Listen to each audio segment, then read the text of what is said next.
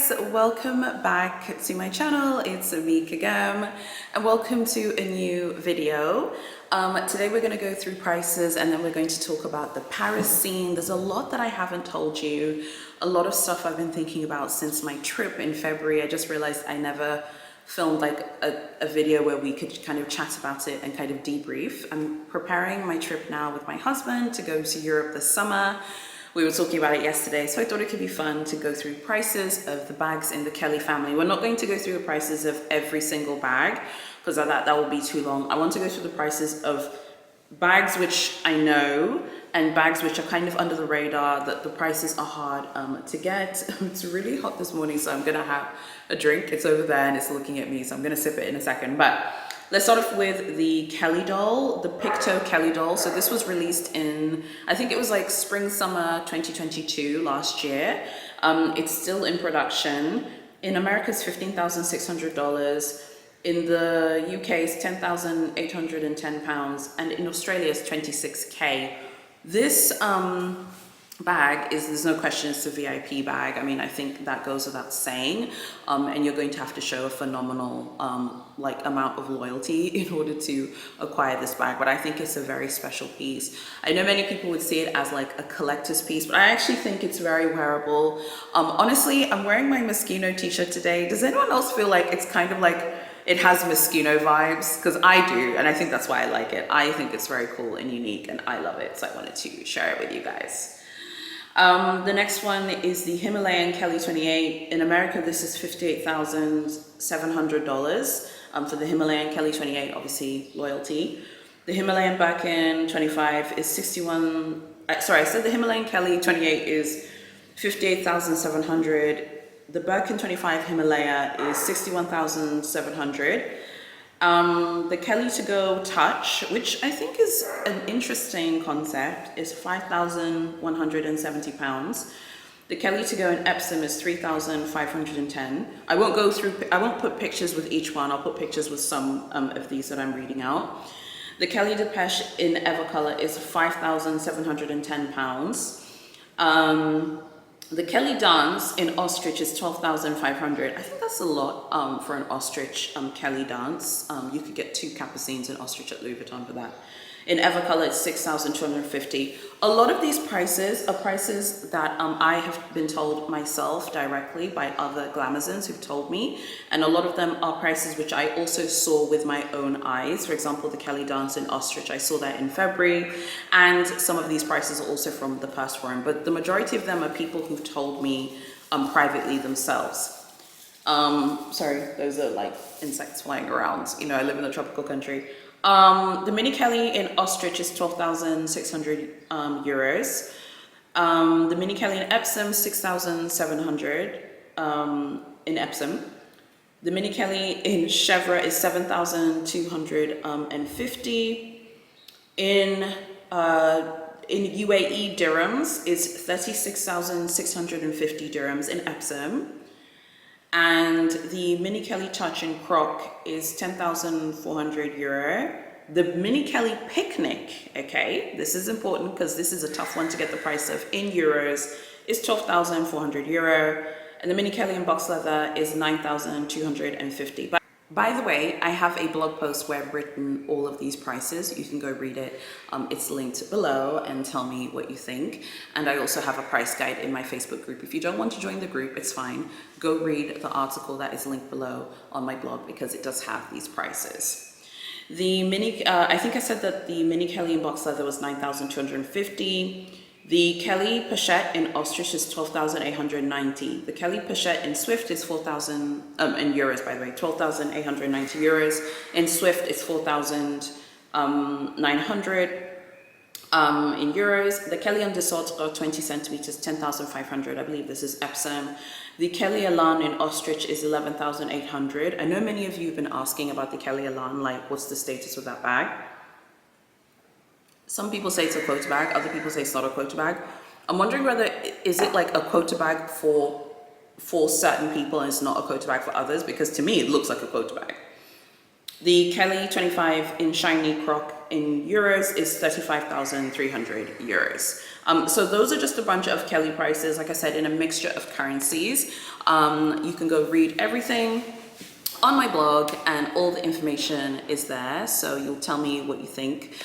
I would love to share more things like this, which are about the retail prices, so that we can all just be in the know. Some of these are things which are, the information is difficult to get, like the mini Kelly picnic price. I shared that, like I said, 12,400 euro. The mini Kelly touch and croc, 10,400 euro. So first of all, massive thank you to a lot of the people in my group who had contributed these prices in the price guide. But there are others, like I said, I saw on my own, like the 12,500 Kelly Danse in ostrich. I saw that on my own. There are a ton of things. The box leather one, I saw that in Sevres, the mini Kelly on my own as well. The prices of the Epsom and Chevre one I also saw. So there's a ton of stuff that I also saw on my own. So yeah, I just wanted to share those prices. I'd love to know what you think about the pricing. The mini Kelly touch price, 10,400. I think that's quite pricey for like just a touch. You might as well just go the full way and just get like the entire like bag made of like exotic, or just stay in Epsom, because I think, like I said, the mini Kelly and ostrich is 12,600, whereas you can get the mini Kelly like touch croc, and that's like 10,400. I don't know, it seems like a lot to just have the touch, but I get it. I mean, I probably wouldn't say no. If they offered it to me, I would take it, you know, because that would be like pretty exciting to get that. By the way, I just want to quickly mention this bag, the Maximals. The Maximals in euros is 4,900. I believe this bag comes in Swift. It was difficult to get the pricing of this bag, but it's 4,900 euros in Swift, just in case anyone is interested and if you are on your way trying to get this bag. So I hope that the pricing info has been helpful. You guys, I was talking to my husband because we were discussing the trip and we're getting ready to go on this trip. And, you know, I was telling my husband, I felt like I was looking at some of the old like Big H videos I have filmed, and I felt like I don't know, I just kind of felt like I had kind of lost like some of my like unfiltered raw opinions and comments and stuff from a lot of my Big H videos. And I don't know whether I was doing that so that I could grow in the algorithm, so that I could be more like, so people could just see my videos more, so I don't have like these really strong opinions all the time. But then I was like, you know what, then I'm not really being true to myself, because I want to post videos, I'm being me. And if I'm holding back, I'm not being me. And I think sometimes, like on YouTube, when you have a YouTube channel, you hold back because you don't want to offend people. But you know, like that whole thing of the right to offend, I'm gonna have the right to offend some Big H people and some Big H things. I just want to be more myself again. I was looking at some of my old Big H videos. I was way more unfiltered. We're gonna go back to that, and it ends today, and the old me in my Big H videos starts today in this video. So I want to tell you some opinions that I have about the situation at Big H. But before I do that, let me tell you about some of my favorite Hermes YouTube channels and Hermes influencers. So I want to tell you them. Everything is timestamped and everything is linked below, so you can go watch these channels if you haven't already. Let's start off with So Coco. I love her channel. I watch all her videos and I've turned on notifications. I love her like Hermes conspiracy theory videos. Oh my god, they're so good. I can't wait for her to do another one. Go watch her channel, she's wonderful. There's a YouTuber called Mayank. Shout out to one of you who had told me about his channel, and I went to check out his channel. He's so authentic and so bubbly. Now, I love his authenticity and his like the way he shows us his journey. He shops in Paris and shops in America. I love watching people's Paris videos that are very authentic, and they keep things very like authentic and fresh, and I think he does that. Go watch his channel. I really, really enjoy his videos. There's a YouTuber called Sasa Zoe. She was posting, because I think she was in Paris earlier this year. I think she was very transparent about her experience, and I really appreciated someone else like posting a very transparent, authentic experience, because it's not straightforward shopping in Paris at all. And yeah, I really like her videos as well. There's a YouTuber called Marie. I'll link her channel below. I really am enjoying watching her journey. I think she just got an Evelyn. Go check out her page. I really enjoy her content. There's a YouTuber called A Briefcase of Luxury. I've been watching her videos. I'm liking them as well. And there's also a YouTuber called Yuri. Her channel's called Luxe with Yuri. I love the things that she gets from Big H. They're all so beautiful and so gorgeous. So go watch them. Coco, Marie, and A Briefcase of Luxury are all anonymous channels. Yuri, Sasa, and Mayank are not anonymous. So 3 are anonymous and 3 are not. I love all of those Big H channels. Now, Amaya is not on YouTube at the moment, but she used to post about Big H in the United Kingdom. I was just there. Obviously, you saw her in my videos. I'll link her Instagram as well. Go check out her Instagram. She's active on there. She's just not on YouTube, but she is very active on Instagram. I feel like she knew so much about the UK scene and how the UK worked. Like the UK is very different to a lot of other Big H markets, and I really appreciated her content as well. So I'll link her Instagram so you can go check it out. So go watch those people. I think they're wonderful and brilliant, and I'm really enjoying all of their content. And something which all of these channels have in common that I really like is they are transparent about their experiences shopping at the brand. And this is a thing, and this is why I'm saying I'm keeping a Gucci now and we're bringing it back to basics. No one is owed any information, for sure, and you don't have to share things that you don't want to share. And also with Big H, it's you have to be careful. You can't share everything because Big H is like the CIA, honey. It's like GCHQ, she's there watching. But I do think it's important that if we're posting about Big H online, that we do share, because Big H is, while it's still a shop, it doesn't operate completely like a normal shop, and I think it's super important for us to share. So I'm loving all the stuff that they're sharing. Now that I'm back, honey, to being unfiltered, being myself, completely raw and unfiltered in my Big H videos, let's talk about gatekeeping at Big H and what does that mean? What is gatekeeping? Gatekeeping is withholding information to keep people out of shopping somewhere, whether you're doing it intentionally or unintentionally. It's also just withholding information because you don't want to share the information for whatever reason. Just to be clear, if you're not a vlogger, an influencer, a YouTuber, I'm not saying you have to share information, okay? But I do think that even if you're posting your pictures on Instagram, if someone asks you hey, how long did it take for you to get a Constance 18 in Nata? There's some Constances that are very desirable, neutral Constances are very desirable. A black Constance with gold hardware is very desirable. Those are not easy to get from the store. If someone asks you how long did you wait? Or can you tell me the loyalty you showed? I don't see the harm in telling someone privately. You might not want to write it publicly on your Instagram, but what's wrong with telling someone privately, okay, this is the loyalty that I showed? Gatekeeping keeps people out of shopping at the brand. And we're not talking about brands doing price increases. I'm talking about the shopping community within a brand, okay?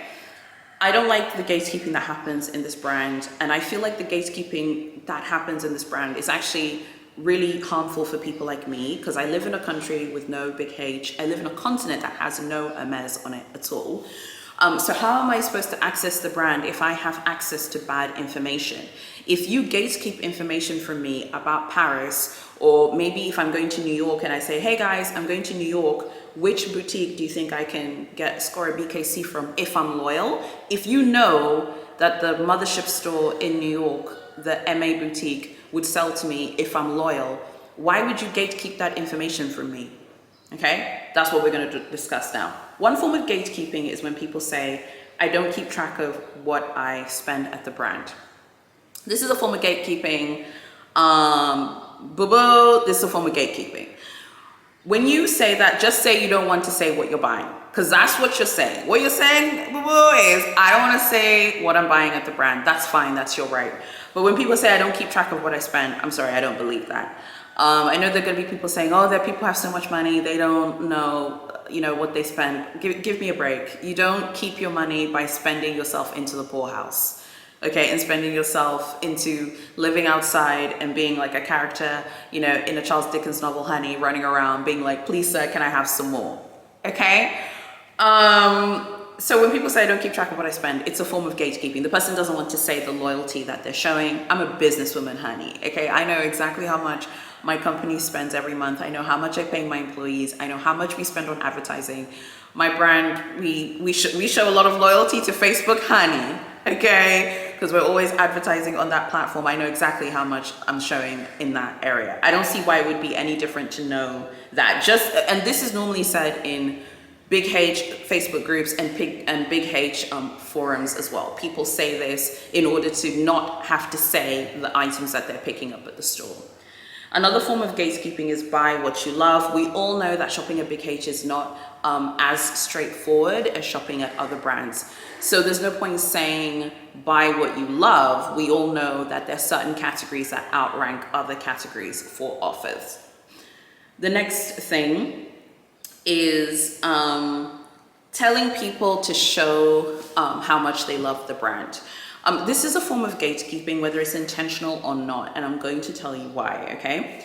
The only way that you can truly show appreciation for a brand is by shopping there and spending a lot of money there. And this goes for any brand. Look, guys, I'm wearing my Moschino t-shirt here, honey. You know I'm a Moschino girl. I'm wearing my Versace sunglasses. You know I'm a Versace girl. Both of these houses are Milanese houses. The founders of each brand were friends. And in fact, Franco Moschino worked at Gianni Versace's Maison when it literally from inception, when it was founded in 1978. Now, that said, okay, can I be truly loyal shopping at Moschino if I'm not spending like 50,000 a year, 100K a year? There are people who spend 100K buying ready-to-wear from Moschino a year. There are people who spend, you know, 100K at Versace every year. Who's more loyal? Me, even though you know how much I love the brand. I do, you know, pick up accessories from Versace. My husband picks things up there too. I do buy clothing from Moschino. I have bought clothing from Versace too, from the Diffusion line. Are they more loyal or am I more loyal? They're more loyal because they spend more money at the brand. When people say show appreciation for the brand, show the Big HSA that you love the brand. There's only one way to do that, and that is to shop and to buy things. Sometimes I wonder if people say these things because as women, we're made to feel bad for our spending choices. Like no one like judges a man's spending choices, you know? So I'm wondering, like, do we do this because we feel bad? Those are all a form of gatekeeping. I don't think that they're meant to be malicious or hurtful, but for someone like me who lives very far away and who lives very far away from Big H retail stores, I need good information before I go somewhere, and I need to know what I need to do in order to be successful. The only way I know that is if people share, or if me myself, I go there and have a certain experience and I see. When I first went on the first trip, I was really confused because everyone was shopping and buying stuff. The second trip is the same thing. It's super competitive. People are there. Everyone's trying to get leather appointments at Big H in Paris, and people are loyal. And the thing that I don't like about the Paris scene in particular is like, some people feel like, you know, oh, you know, it's a luck thing, you know, it doesn't matter and all this stuff. I think it does matter, because when you say it's a luck thing, what you're saying is you were chosen and you're more special and you're more important. And I don't think that's the case at all. This is just my opinion though. You're entitled to your opinion, but that's kind of how I feel about it. The next thing that I wanted to talk about now is, now I want to talk about the Paris game in a lot of detail. So when I was mentioning the issue about loyalty, I feel like for anyone watching, if you're heading to Paris, whether you have a good home store or you have like a bad home store, just go there to be loyal. It's too much effort to fly to Paris, book hotels, know where you're staying, you're going to be shopping at other brands, you're going to end up spending quite a lot of money. I think it's really important to just go there knowing that you're going to be loyal. Big H is a shop after all. I don't understand when people say they love Big H so much, but no one wants to shop and pick up other items except 3 Holy Grail handbags. If you love Big H, you should go there and pick up items and show loyalty. I think that is important. The next thing I want to talk about the Paris game is going back often. I don't feel like it's possible to build relationships in Paris without going back often. And even then, I feel like you're going to have to start spending at a certain level, because I feel like after a while, they kind of, like within the Paris scene, I don't know, they kind of like will start pushing you to pick up specific items. So those are my thoughts on gatekeeping. I don't think gatekeeping in many instances is meant to be hurtful, or it's meant to like be hurtful in a malicious way, but it does keep people away from the brand because people don't have access to the right information. If you've said these things, it's not a personal attack against you, it's just my opinion. I want to go back to being more raw and authentic about shopping at the brand, and I want to talk about my experiences with Paris. I experienced Paris in a very different way to the majority of you. The majority of you have Paris as a home store. Have your own home store, then you have Paris as a backup. I don't have a backup, I don't have a home store. There's no Hermes in Africa, there's no Hermes in Tanzania, there's no Hermes in South Africa, there's no Hermes in Morocco, there's no Hermes at all on my continent. So for me, Paris is the only place where I can access this brand, basically. In terms of it being worth my time. I feel like the UK stores are very competitive as well, and I found them to be, just super competitive. Now, I wanted to kind of talk about the situation in Paris for me as of right now. But before I talk about that, I wanted to tell you about something super interesting that I saw on the Paris forum on the Paris thread. Someone wrote something on the Paris thread. Shout out to everyone on that thread. I'm just going to read out what the person wrote and then someone's response, and then I'm going to tell you what I think is going on. Someone said, "Hello, I have a few questions. I emailed my SA for an appointment, blah, blah, blah." And she responded to me saying, "Now for leather appointments, I have to do the same like everyone else, go through the website lottery, and they don't accept email appointments anymore for SAs due to a lot of demand. Is this true?" This is what someone asked. Someone then answered and said, "I think it depends on your relationship. I guess it depends on your relationship with your SA, and if you're only looking for a B or K and not buying other things regularly with her." Also, other people in this forum got their SA's contact at the end of a successful appointment, but were not able to get a positive response for an appointment a few months later.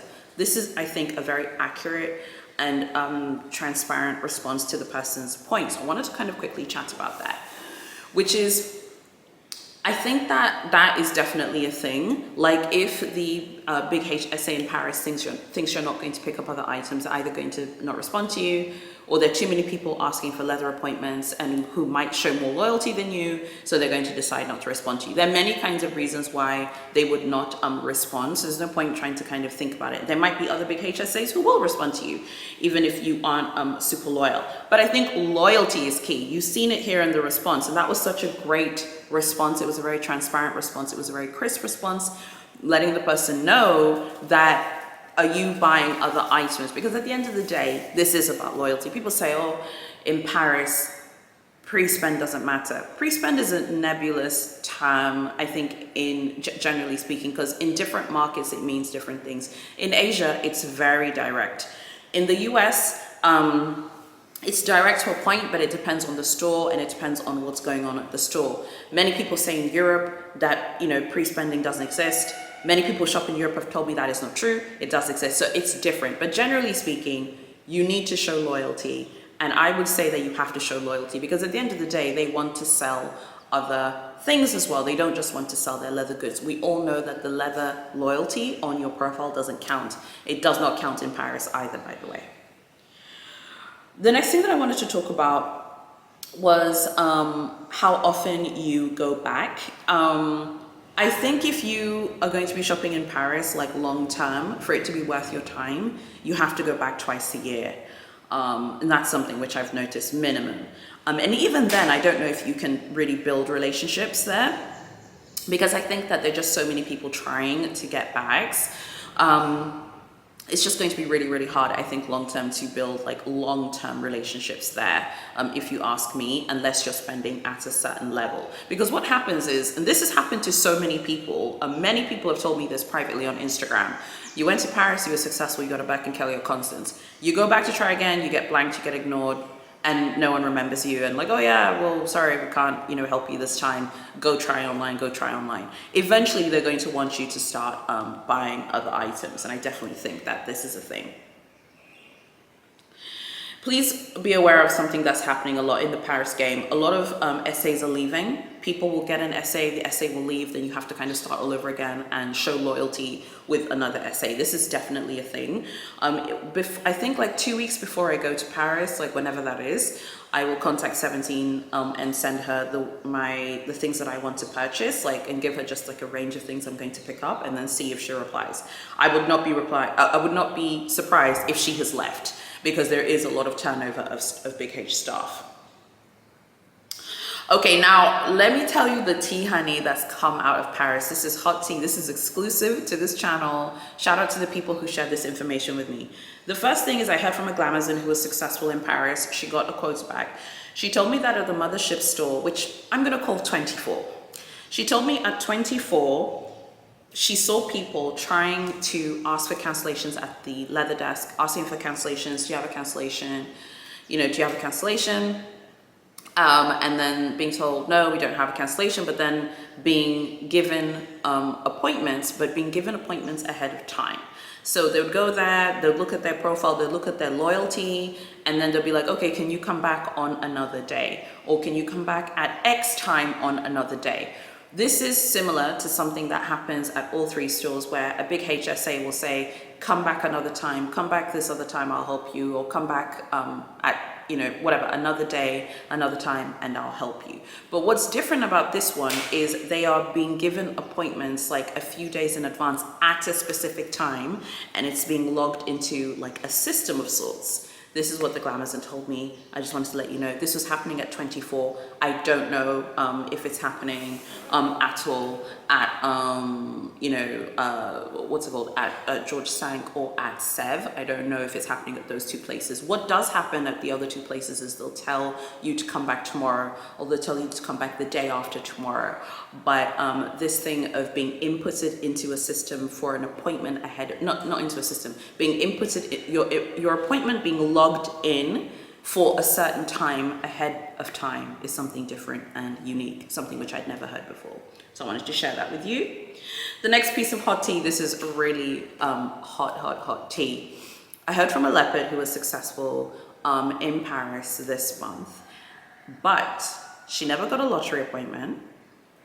She never went to the store to build loyalty. Instead, she got an appointment via her hotel concierge. I know. The hotels are back. The hotels are back in the game. There was a period of time last year where the hotels were getting dragged, honey. They could not help people get concierge appointments. The hotels are back in the game. This is one hotel. It's in the first arrondissement. Now, while I'm still being unfiltered and being raw, we all know how Big H is like, honey. Big H is like the CIA, is like GCHQ. They have people watching everywhere. If you want to know the name of the hotel, send me a DM on Instagram. Don't email me, because I don't know who's emailing me, okay? Send me a DM on Instagram. Like your email, I might not know. You might be a GCHQ, CIA, Big H spy, okay? Send me a DM on Instagram with your personal account, and I will tell you the name of the hotel. I have her permission to share the name of the hotel, but I want to do it in a discreet way. You know, I'm the daughter of two diplomats, honey, and diplomats are discreet, okay? So send me a DM on Instagram. I'm more than happy to tell you the name of the hotel privately, but it's in the first arrondissement. It's a top tier 5-star hotel. It's extremely expensive. She was successful. She got a beautiful quota offer. I'm very, very happy for her. She did pick up other items. Now, I want to mention something. In a situation like this, you will still be expected to pick up other items, particularly if you're staying at a very expensive hotel, because I think that there is this thing that it's like you're staying at a super expensive hotel, so you don't want to look like you're not going to buy anything else, you know? It might make the concierge look weird. It will make you look a bit like, you know?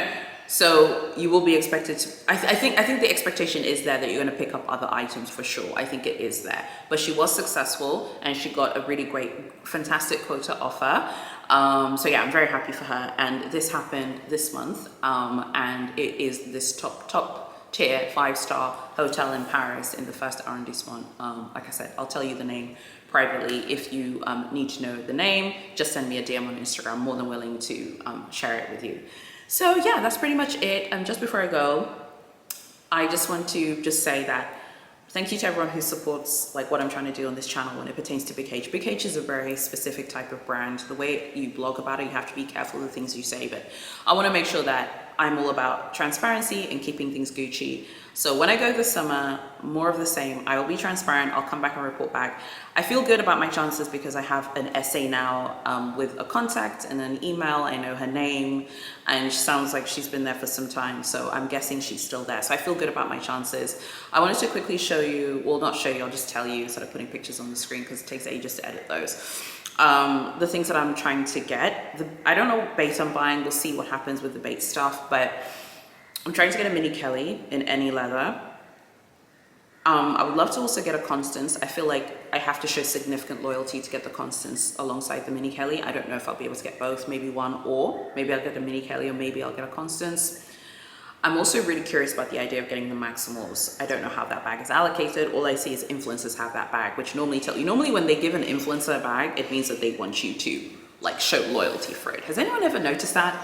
Like when an influencer has a bag from Big H, it means you're going to show loyalty. So to me, while it's a non-quota bag, I feel like it's a loyalty bag, honey, and they're gonna want you to show loyalty for it.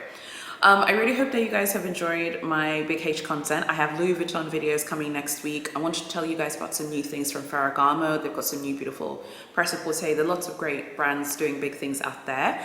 I really hope that you like what I'm doing. Please sign up to my newsletter. It's linked below because my Paris guide will come out after my trip.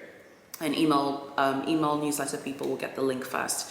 So make sure you sign up and tell me what you think about me going back to being raw and unfiltered. You don't have to agree with me. I don't really care whether people agree or not, but this is my YouTube channel. I want to make sure that I'm filming the content that is more authentic to me, because if I'm not being authentic, there's no point me filming these videos. So we're just going back to basics, honey. I will have a lot of Birkin bait lists this summer. I'll have Big H dragging videos, and then I'll tell you guys how I'm doing in Paris, and I'll be very upfront and transparent. And if I'm successful, I'll come back here and be transparent. I won't turn into the people we hate and say it's a relationship and all of this stuff. You will not hear that from me, honey, okay? You won't hear that from me. Thank you so much for watching, and I'll see you very soon in my next video.